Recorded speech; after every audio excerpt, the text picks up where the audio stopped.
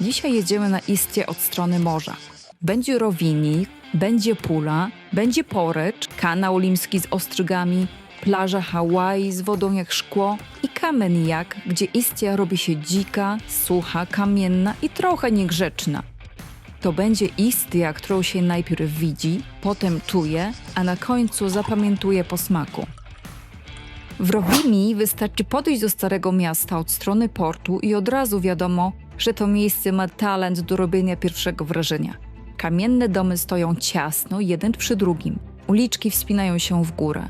Nad wszystkim króluje kościół świętej Eufemii, a morze jest tak blisko, że czasem masz wrażenie, jakby Stare Miasto nie zostało zbudowane przy wodzie, tylko wyrastało prosto z niej.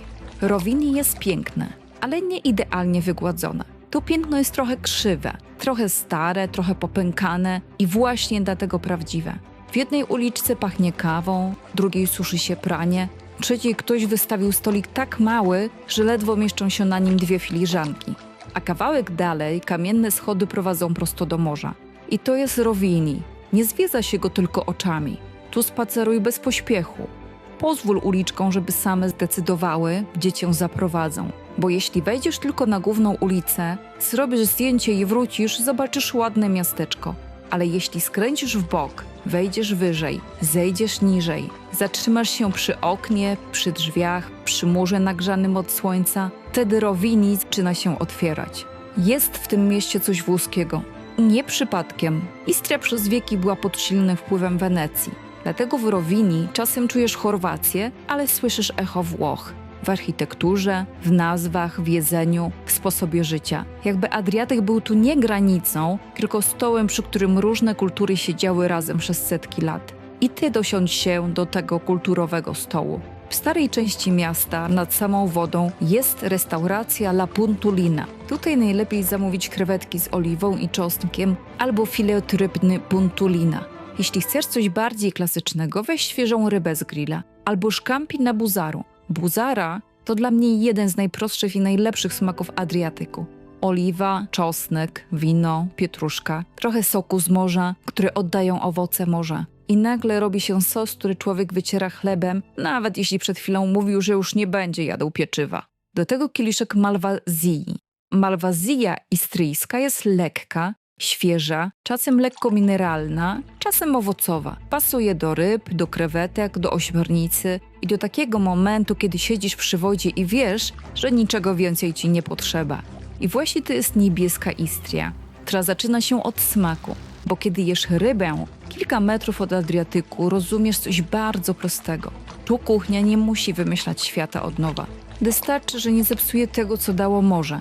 A Rovinj to dopiero pierwszy kęs. Teraz jedziemy tam, gdzie Istria zmienia ton. Z miękkiego, romantycznego portu przenosimy się do miasta, w którym kamień opowiada o imperium.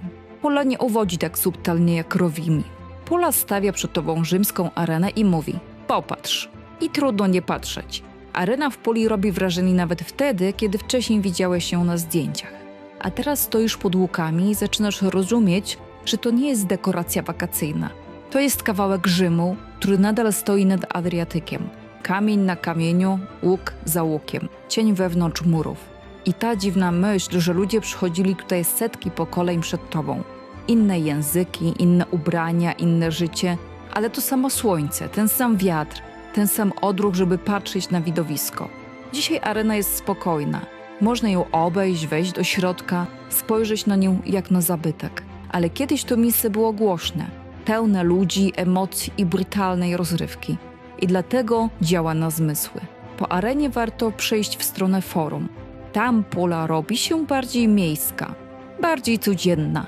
Kawiarnie, kamienie, place, ludzie przechodzący obok rzymskich śladów tak normalnie, jakby historia była częścią tego chodnika. I to jest niesamowite. W wielu miejscach historię ogląda się za szybą. Tutaj ona stoi przy ulicy. Ale Pula ma też swoją kulinarną stronę. Na posiłek w Puli proponuje proste rzeczy. Grillowane kalmary, sardynki, ośmiornica z ziemniakami albo ryba z grilla. Do tego malwazja albo teran, jeśli danie jest mocniejsze, bardziej mięsne i bardziej ziemiste. Teran jest zupełnie inny niż malwazja. I to jest piękne, bo już w Puli zaczynasz czuć, że Istria ma dwie twarze. Jedna patrzy na Adriatyk, druga odwraca się w stronę wzgórza. Ale zanim pojedziemy w głąb lądu, zostajemy jeszcze przy wybrzeżu. Porycz wygląda niepozornie. Ładne stare miasto, promenada, kamienne uliczki, morze, restauracje, lody. Można by pomyśleć, kolejne chorwackie miasteczko nad wodą. Ale to byłby błąd, bo w Poryczu jest miejsce, które nie potrzebuje wielkiej fasady, żeby zrobić wrażenie. Bazylika Eufrazjusza. Na zewnątrz spokojna, w środku złota. Stoisz tam i myślisz. Ktoś układał te maleńkie kawałki 15 wieków temu. Kawałek po kawałku. Dzień po dniu. Bez pośpiechu. Z planem tylko w głowie. A efekt nadal robi ogromne wrażenie. Po Poryczu dobrze smakuje coś prostego. Niewielka kolacja, nie uczta. Tylko talerz, który pasuje do spaceru nad wodą. Sałatka z ośmiornicy, grillowane kalmary albo fuzi z owocami morza. I właśnie to jest Istria. Ten sam makaron może smakować morzem albo lasem. Zależy, w którą stronę pojedziesz. A my na razie jedziemy tam, gdzie morze wcina się w ląd tak głęboko, że ludzie mówią na to fiord. Kanał Limski wygląda, jakby ktoś dokleił go do Chorwacji z innego kraju. Woda jest spokojniejsza, bardziej zielona, a całość wygląda jak fiord, tylko bez lodowców i bez norweskiego chłodu. I tu trzeba od razu powiedzieć jedną rzecz. To nie jest prawdziwy fiord, ale w podróży czasem geologia przegrywa z wrażeniem. Bo kiedy stoisz w punkcie widokowym i patrzysz, jak woda wchodzi w głąb lądu, naprawdę masz poczucie, że Istria nagle zmieniła kontynent. Z góry kanał Limski jest piękny, ale jego prawdziwy sens jest na dole, przy wodzie, bo tutaj nie przyjeżdża się tylko po panoramę. Tutaj przyjeżdża się po ostrygi i mule. W kanale Limskim pysznie karmi restauracja Viking. I jeśli chcesz doświadczyć momentu, w którym morze ląduje na stole, to właśnie tutaj. Posmakuj surowych ostryg z cytryną. Pierwsza ostryga zawsze jest trochę dziwna. Człowiek patrzy na nią i myśli, czy ja na pewno chcę tego spróbować? A potem jesz i rozumiesz, że to nie jest zwykłe jedzenie. To jest zimny, morski skrót całego miejsca. Słoność, delikatny posmak cytryny, woda, skały i charakter kanału. Skosztuj też muli na buzaru. Czosnek, pietruszka, oliwa, białe wino i mule, które oddają smak morza. Do tego malwazja. Nie dlatego, że trzeba mówić mądrze o winie, tylko dlatego, że to połączenie po prostu ma sens. Ostryga, cytryna, białe wino i zielona woda kanału Limskiego. Po takim obiedzie nie chce się od razu ruszać dalej. Ale Istria lubi zmieniać tempo. Z zielonej wody kanału Limskiego przenosimy się na wschodnie wybrzeże, tam gdzie krajobraz robi się bardziej surowy. Punkt widokowy Plomin to jedno z tych miejsc, które łatwo ominąć. Nie przyciąga tłumów. I o to chodzi. Jest droga, zatoka, wysokość i widok, który nagle każe nacisnąć hamulec. Patrzysz w dół i widzisz wodę wciśniętą między wzgórza. To nie jest słodka Chorwacja z parasolką z rynku dla turystów statystów. To jest Istria bardziej dramatyczna, bardziej kamienna i właśnie takich miejsc szukamy. Po Plomin wracamy do lżejszego klimatu, do Nowigradu. Nowigrad jest spokojniejszy. Nie robi takiego teatralnego wejścia jak Rovinj. Nie ma rzymskiej areny jak Pula. Nie błyszczy mozaikami jak Porycz. Ale ma coś, czego w podróży bardzo potrzeba. Oddech. Stare mury przy wodzie. Kolorowe uliczki. Parasolki nad głową. Port. Kawa. Spacer bez presji, że zaraz trzeba zobaczyć najważniejszą atrakcję. I dobrze, bo kulinarna podróż to nie tylko wielkie kolacje. Czasem to kawa wypita w cieniu. Lody zjedzone przy murach, kieliszek wina przed zachodem słońca. Chwila, w której nie dzieje się nic wielkiego, a właśnie dlatego pamiętasz ją później najdłużej. Tu możesz poczuć Istrię codzienną. Nie taką z folderu, nie taką, która krzyczy patrz na mnie, tylko taką, która mówi usiądź tu ze mną na chwilę. Zanim dojedziemy na sam koniec Istrii, warto zatrzymać się przy plaży Hawaii w okolicach Puli.